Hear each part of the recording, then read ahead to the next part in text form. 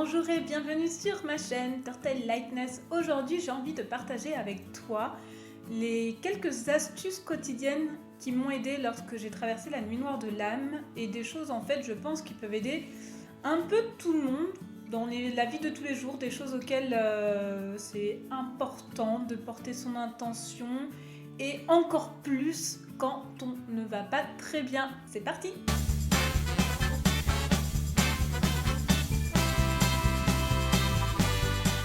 La nuit noire de l'âme, quelle épreuve! Je fais beaucoup de vidéos là-dessus. Je montre de plus en plus comment j'ai remonté la pente, que j'en ai tiré, à quel point ça a pu finalement être un moment de profonde transformation positive, même si au moment où j'y étais, ce n'était pas trop ce que je ressentais. Cependant, lorsque j'étais au plus bas, et ça m'accompagnait tout du long, ça m'accompagne encore aujourd'hui, peut-être de manière un peu moins stricte ou de manière un peu moins présente, mais c'est toujours là. Il y a quelques petites choses dont je faisais attention et je vais t'en parler parce que ça me semble quand même important. En tout, il y a 5 choses. La première, c'est faire attention à ce que tu vois, à ce que tu écoutes, à ce que tu lis, de ce que tu peux voir à la télé, les films, les séries, etc. Ce que tu lis, les livres, les journaux, les magazines, ou ce que tu écoutes au niveau de la musique, ou même les émissions radio, voilà. En fait, j'ai vite remarqué, moi, quand j'ai sombré, j'arrivais plus du tout à regarder la télé. Enfin, je regardais pas tant la télé, je suis plutôt à regarder des séries, des petits documentaires, des choses comme ça. Mais ce que j'ai remarqué, c'est du jour au lendemain, dès qu'il y avait une petite connotation un peu angoissante dans ce que je voyais, bah ça me perturbait beaucoup, et ce qui a fait que pendant un long moment, je n'étais plus capable du tout de regarder quoi que ce soit. Les seules choses qui passaient légèrement, c'était vraiment des choses extrêmement légères que tourner autour de la comédie, où aucun sujet sérieux n'était abordé, c'était vraiment juste là pour rire, sans prise de tête, c'était les seuls trucs qui passaient. Et ça m'a vraiment permis de me mettre face au fait que ce qu'on regarde, finalement, ce sont aussi des énergies qui nous nourrissent, mais ce qu'on lit et du coup ce qu'on écoute, c'est lié en fait. Finalement, les informations qu'on accepte de faire rentrer en nous vont quelque part moduler notre état intérieur. Et je l'ai énormément constaté à ce moment-là, ce qui fait qu'aujourd'hui, j'essaye vraiment de me nourrir de choses pas forcément positives, mais qui vont m'apporter quelque chose de positif, qui vont vraiment m'aider à me construire, qui vont m'aider qui vont m'apporter quelque chose de bénéfique. C'était ça le mot. Tout en mettant de côté les choses un peu plus sombres auxquelles que j'aimais bien regarder avant. Maintenant, je fais vraiment attention, et quand je regarde quelque chose, je fais un peu un scan de mon état intérieur. Qu'est-ce que ça me fait ressentir, etc. Et je l'analyse un peu plus. Mais voilà, pour moi, c'est une nourriture. Même si c'est pas une nourriture qu'on mange, c'est une nourriture au niveau des informations, et c'est important de décider et d'être conscient de ce qu'on autorise à entrer ou non. C'est mon premier conseil. D'essayer de te nourrir que de belles choses, de choses positives, de choses encourageantes, de choses qui te poussent vers le haut, surtout encore plus quand t'es au fond du trou. Là.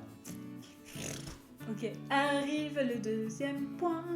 Ça va un peu avec cette notion de se nourrir, c'est de faire attention à ce que tu manges, à ce que tu bois. Cela va de soi, ou peut-être pas du tout, mais j'ai totalement arrêté de consommer de l'alcool quand j'étais dans cette phase-là. En fait, au début, je continuais à en boire de temps en temps quand je faisais des soirées avec des amis, parce que j'arrivais quand même à sortir de temps en temps, ça me permettait de penser à autre chose, pas forcément les pensées étaient tout le temps là, mais voilà, ça permettait d'un peu les effacer, qu'elles soient un peu plus en arrière-plan. Et donc ça m'arrivait de boire quelques verres d'alcool, et sur le moment je constatais que ça me faisait du bien, parce qu'en plus j'ai l'alcool joyeux, du coup ça me mettait dans un état un peu euphorique, ça me détendait, et voire même ça apaisait ces pensées qui étaient très dominantes. Seulement, je constatais que le lendemain et les jours d'après, c'était pire. Et donc je me suis dit, ouf, ça me fait penser que c'est facile de rentrer dans cet engrenage, de se dire je vais boire pour oublier, un peu la phrase qu'on dit facilement, mais quand tu vas mal, ça en prend encore plus son sens. je vais boire pour oublier, pour me sentir mieux et rentrer dans un engrenage où tu commences à boire peut-être tous les soirs pour te soulager un peu, etc. etc. Donc forcément, j'avais quand même conscience de ça et je me suis dit, bon, c'est pas la solution, même si ça me soulage momentanément, je constate bien que les jours d'après, ça descend énormément mon énergie, ma positivité, mon taux vibratoire et que je dois arrêter. Et ça a été radical, j'ai vraiment arrêté, j'ai pas bu une goutte pendant presque 2 ans. Je sais pas, peut-être de temps en temps il y avait des écarts et encore je me demande, ça devait être une gorgée ou peut-être un petit verre ou... je sais pas trop, mais j'ai vraiment été assez stricte à ce niveau pendant un bon moment. Aujourd'hui, ça m'arrive de reboire de l'alcool, je le vis très bien, ça me fait pas redescendre derrière. C'est ponctuel, c'est modéré, c'est contrôlé. Mais en tout cas, sur le moment, c'était vraiment quelque chose qui m'alourdissait encore plus. Donc, c'est un conseil que je te donne, de réussir le plus possible à le bannir. Après, je sais qu'il y a des personnes peut-être qui ont des problèmes d'alcool, mais voilà, c'est un autre sujet. En tout cas, si tu peux, aie au moins conscience de ça. Observe-toi au moment où tu bois, comment tu te sens et comment tu te sens surtout après, et juge par toi-même. Concernant la nourriture, c'est de plus en plus démontré que ce que tu manges, la qualité des aliments que tu ingères, a un impact direct sur ton corps et donc sur ton psychisme, notamment sur tes intestins. Par exemple, il y a beaucoup de liens qui commencent à se faire entre la dépression et les troubles intestinaux. C'est un sujet un peu vaste, mais je vais te mettre dans la description quelques liens qui parlent de ça, et notamment des études ont commencé à essayer de montrer que selon comment tu alimentes une personne, son taux de violence, de stress, etc. va diminuer. Enfin, si tu le nourris avec des bonnes choses, va diminuer, mais par contre, si tu le nourris qu'avec des sortes de fast-food, des trucs bourrés de sucre, de trucs artificiels et tout ça, et ben, au contraire, ça empire les choses. Notamment, ils ont essayé de mener des expériences dans les prisons pour juger la différence de taux de tension, de violence. Et en fait, certaines études ont constaté qu'effectivement, ça avait diminué juste en changeant des repas. Bien sûr, ça fait pas tout, hein. Il y a beaucoup de choses qui peuvent aider à réduire la violence au sein d'une prison ou même au sein de soi-même, quoi. Enfin, son état émotionnel. L'alimentation ne fait pas tout, mais participe beaucoup. Et c'est vraiment à prendre en compte. Moi, personnellement, ça fait longtemps que j'ai changé mon alimentation pour essayer d'en avoir une plus saine. Je ne dis pas qu'elle l'est tout le temps. Je ne dis pas du tout qu'elle est tout le temps. Je sais que je pourrais l'améliorer, mais elle est quand même correcte. En tout cas, elle me convient pour le moment. Mais à l'époque, je faisais encore plus attention à éviter les sucres modifiés, à éviter tout ce qui était à base de gluten, etc. Parce que j'ai des intestins déjà de base fragiles et du coup, ça accentuait ce trouble-là. Et ce qui était assez fou, c'est que j'ai rapidement constaté qu'il y avait un fruit qui m'aidait particulièrement à remonter. Je sentais littéralement mon taux vibratoire remonter quand je le mangeais. Je me sentais réellement mieux, c'était les oranges. Du coup, je mangeais souvent des oranges. Et le fait de sentir l'odeur de l'orange, le goût, etc., je me sentais réellement mieux. Ça avait vraiment un impact sur moi. Par contre, quand j'avais des repas plus lourds, plus chargés, etc., je sentais que ça m'alourdissait. J'avais vraiment conscience de ça. Et ce qui faisait que du coup, j'ai commencé à faire de plus en plus attention à ce que je mangeais. Donc ça, c'est le deuxième point où je t'invite vraiment à faire attention. C'est des choses à prendre en considération. Mais même dans la vie de tous les jours, observe-toi. Moi, je sais que je le fais encore. Je le sais quand il y a des choses que je vais manger qui vont m'alourdir. Et d'ailleurs, avec le temps, plus j'en ai conscience, moins j'en ai envie du coup. Donc c'est pas mal. Ça me permet de m'en détacher de manière naturelle sans me créer de frustration. Mais c'est vraiment ça, manger en conscience. Manger ce que... Voilà. Avoir conscience de ce que tu manges, mais surtout avoir conscience de ce que ça procure dans ton corps et comment ça peut modifier, ton aspect physique. Est-ce que ton ventre gonfle? Est-ce que tu as des douleurs, etc. Est-ce que ton cœur, les palpitations de ton les palpitations de ton cœur augmentent? Moi, je sais que ça fait ça quand je mange des trucs trop sucrés. Je sens après que mon cœur, il est un peu... tu vois, je suis un peu plus nerveuse du coup. Et inversement, quand tu manges des produits qui te vont bien, parce que c'est relatif à chacun, parce que par exemple, il y en a, ils ont les intestins très abîmés et manger trop de crudités pourrait accentuer ce problème parce qu'il y a trop de fibres, etc. Donc c'est vraiment cas par cas à tester, à chacun à se découvrir. Ouais, fais attention à ça. Tu vois, tu vas prendre conscience qu'il y a certaines choses que tu manges qui te font vraiment du bien, mais pas au moment où tu le manges. Parce que bon, avec les goûts et tout, forcément, des fois... Mais après, quelques heures après ou le lendemain, mais quelques heures après déjà tu peux ressentir des trucs. Et c'est assez intéressant, et plus tu en auras conscience, plus tu verras que ton corps va s'y habituer et va se diriger naturellement, tes envies vont se diriger naturellement vers les choses qui te sont bénéfiques.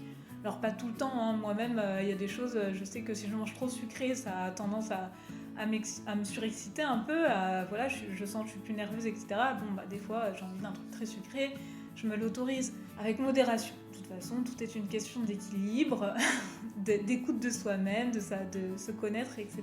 Et tu peux même rentrer dans tout ce qui est la micronutrition, etc. Parce que tu vas vite comprendre que certains aliments aussi favorisent des transmetteurs, des neurotransmetteurs. Tout le but est d'équilibrer tous ces neurotransmetteurs, et tu trouves ça aussi dans les aliments. Certains aliments te permettent de ça, certaines activités physiques te permettent de les booster. Et voilà, bref, c'est plein de petites choses à prendre en compte. Et dans l'alimentation, je ne l'avais pas noté comme point. J'ai mes petites fiches. Mais bien sûr, l'activité physique, elle est importante. Ça permet vraiment aussi déjà d'éliminer les toxines, de créer une bonne circulation dans ton corps, d'évacuer des choses, que ce soit mentalement ou physiquement. Et ça favorise le neurotransmetteur GABA, qui est important. Je ne pourrais pas faire un cours là tout de suite sur les neurotransmetteurs, mais c'est super intéressant. Cela dit, peut-être qu'un jour je ferai une vidéo là-dessus. Bon, pas tout de suite parce que j'en ai plein d'autres en tête pour le moment, mais ou plutôt j'écrirai un article un de ces jours sur mon site internet, je t'invite à y aller. Ouais, je pense que je vais plutôt faire ça par écrit. C'était le deuxième point, je passe au troisième. Fais attention à tes pensées. Alors ça, j'en ai parlé dans l'autre vidéo des 5 phrases qui boostent, mais c'est le même principe d'éviter d'avoir toujours des connotations négatives quand tu parles. J'en ai marre, il m'énerve, j'ai peur, c'est difficile, c'est compliqué, etc. Et vraiment mettre en place une formulation de pensée positive. Là, je me sens un peu fatiguée, c'est pas simple en ce moment. Et même mettre en avant des phrases, je suis contente de me réveiller ce matin, il fait beau, de vraiment essayer de voir les choses le plus positif possible, des petites choses petit à petit. En fait, plus tu le feras, plus ça deviendra naturel. Mais ça demande du temps, en fait. Parfois, ça demande une sorte de rééducation. Donc, à faire petit à petit, sois pas non plus agacé envers toi-même si tu n'y arrives pas, ou si tu te rends compte que tu as plein de pensées qui sont plus négatives que positives. Non, par exemple, si ça arrive, moi c'est ce que je faisais quand quelqu'un m'énervait et que je me voyais lui envoyer putain c'est vraiment qu'un con, ou alors que je m'envoyais à moi-même oh t'es qu'une merde et tout, et je disais j'annule, j'envoie de l'amour, j'annule ce que j'ai dit, effectivement ça m'a pas plu ça, là-dessus je me sens pas bien parce que j'ai raté quelque chose, ça m'a frustrée, mais je sais que je suis capable. Lui, je comprends qu'il m'a énervé, mais peut-être qu'il a des soucis dans sa vie et ça me regarde pas, je ne prends pas son énervement pour moi. En fait, vraiment sortir de la plainte, de la victimisation, de la chose comme ça, et plutôt, allez, j'annule, je vois les choses d'un autre angle et nettoie de toutes ces pensées. Et ça peut demander du temps de prendre ces réflexes. Moi, je continue encore, c'est beaucoup plus simple qu'avant, mais des fois, tu te laisses avoir, quoi. C'est comme ça, c'est normal. L'important, c'est d'en avoir conscience. Plus t'en prends conscience, moins tu le feras, et tu verras que tu vas... Pareil, c'est comme une nourriture, ça va te nourrir de choses beaucoup plus saines, beaucoup plus belles, et ça te fera remonter, plutôt que d'enfoncer encore plus. Je passe au quatrième point, qui est le courage, le soutien autour de toi. Ça me semble super important. Alors je sais que tout le monde ne peut pas en bénéficier. Il y a des contextes familiaux, culturels qui sont vraiment pas simples. Mais il y a forcément une personne qui peut te soutenir, ou alors cherche du soutien ailleurs, vers des thérapeutes, vers des fois il y a des forums avec des personnes extrêmement bienveillantes qui peuvent te guider, etc. N'hésite pas par exemple à m'écrire. Moi ça me fera un plaisir de répondre. Voilà, le soutien, pour moi, c'était hyper important de me nourrir d'un entourage bienveillant et de laisser un temps, peut-être les personnes qui n'étaient pas prêtes à gérer ça, de ne pas m'y attarder parce que des fois, elles peuvent pas, ou c'est trop, ou elles ont autre chose à penser et c'est leur vie, et en fait, il n'y a pas vraiment de jugement à avoir là-dessus, mais peut-être qu'elles n'étaient pas aptes à vraiment m'accompagner sur ce que je traversais. Se défaire de ces personnes-là, le temps que toi tu rebondis, c'est vraiment t'entourer de personnes qui te soutiennent, qui t'offrent quelque chose de positif, qui t'aident à remonter. Si tu as l'habitude d'être cette personne qui console tout le temps les autres, qui est l'oreille, qui écoutent pour soulager justement tes amis, ton entourage, machin. Et ben là, c'est le moment de dire stop, t'as besoin de te recentrer sur toi. Et s'ils vont mal, leur dire avec honnêteté, écoute, là je peux pas, moi-même je traverse quelque chose de difficile et en fait j'ai pas de temps ni d'énergie à t'accorder là tout de suite.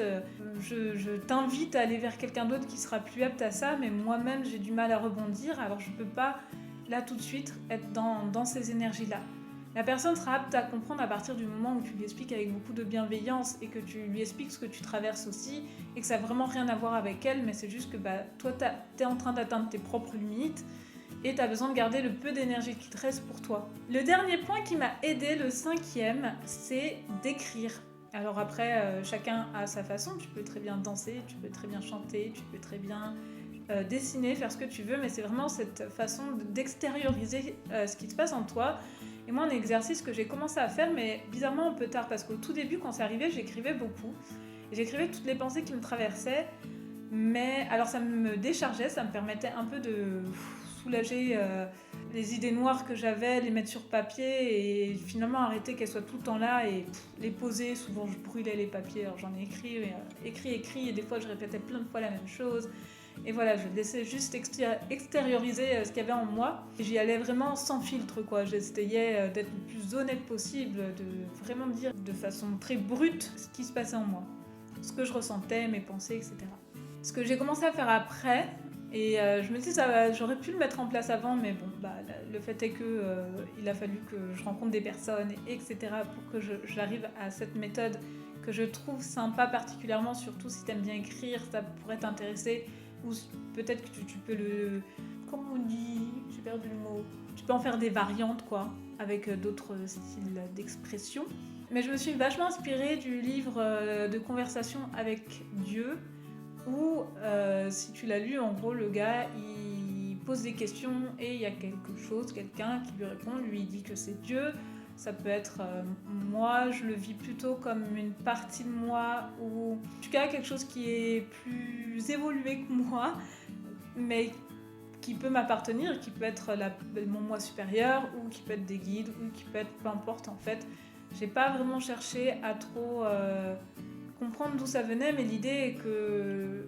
Mais en gros j'avais des réponses, j'ai l'impression qu'ils me venaient de quelque chose de beaucoup plus élevé, beaucoup plus serein, beaucoup plus empli de sagesse et d'humilité. Et cette autre personne, que ce soit moi ou un autre être, peu importe, en tout cas cette communication que j'ai faite m'a vraiment beaucoup aidée. À chaque fois je me posais des questions, j'avais des problématiques, des colères, etc. Et j'avais cette autre partie qui me répondait et qui me permettait en fait de faire comme une auto-psychanalyse. Il en a ressorti franchement des choses assez intéressantes. Quand je le relis là maintenant, je me dis quand même ouais, c'est intéressant et ça me soulageait quoi. Ça m'aidait vraiment à sortir de la boucle infernale de mon mental et de voir les choses autrement. Je peux te montrer un exemple si ça t'intéresse. Ouais, c'est un petit extrait que j'avais écrit et du coup ça c'était quand j'avais peur de me rendre à Sachamama. J'étais pleine de doutes. Du coup j'ai fait une conversation. Là, c'est moi qui parle. Là, c'est l'autre qui me répond. Ok. Bon, je lis, donc je vais pas regarder la caméra, hein, faut pas trop m'en demander. Je me suis pas amusée à retenir par cœur le texte. Je suis un peu trop flemmarde pour ça.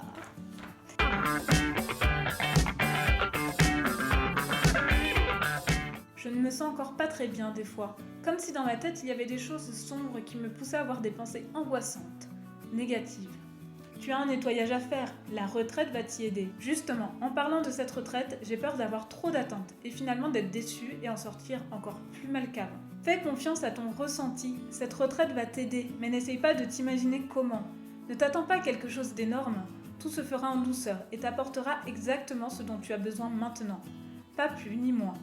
Tu as encore de longues années devant toi, mais cela te soulagera d'un poids. Aie confiance, la vie est belle à tous les niveaux. Laisse parler ton âme et vois ce qu'elle te dit.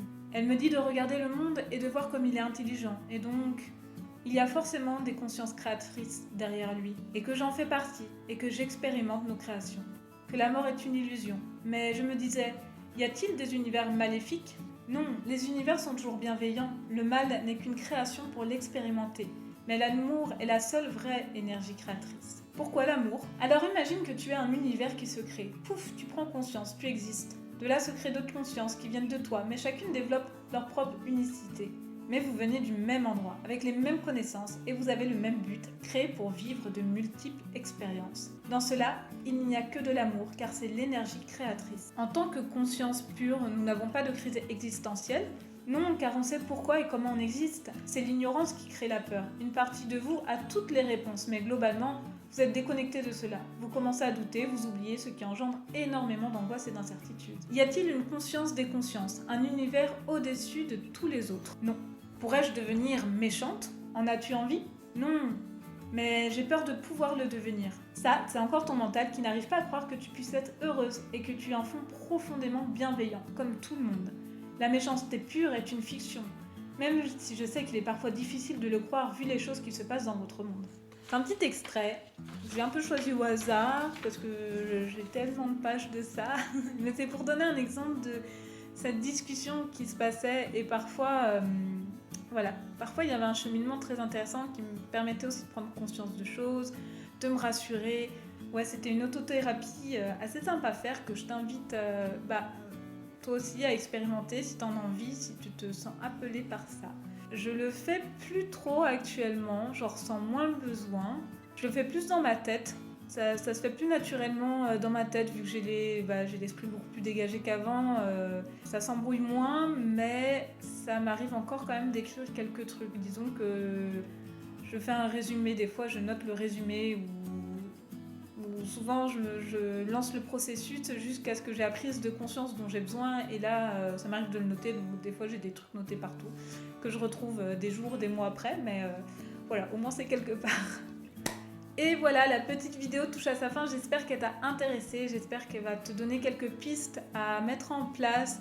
Pour moi c'est vraiment des choses intéressantes, fais attention à ton environnement, à ce que tu laisses entrer à l'intérieur de toi, que ça soit de manière virtuelle ou physique ou mentale ou tout ce que tu veux. Regarde, écoute, lis des choses, mange des choses qui t'apportent beaucoup de joie, qui te font remonter ton taux vibratoire au plus haut. J'étais un peu plus discrète aujourd'hui parce que je ne suis pas seule dans l'appartement, il y a mon conjoint qui travaille à côté, donc j'ai pas trop envie de le déranger, à faire plein de trucs bizarres et à parler trop fort. Mais c'est un exercice intéressant parce que je suis assez réservée sur certaines choses, alors ça me pousse à quand même faire mes vidéos et blablater de tout ça. Tu vois, je sors encore de ma zone de confort. Sur ce, je te dis à bientôt, je te fais des gros bisous, je te souhaite une magnifique journée, profite bien.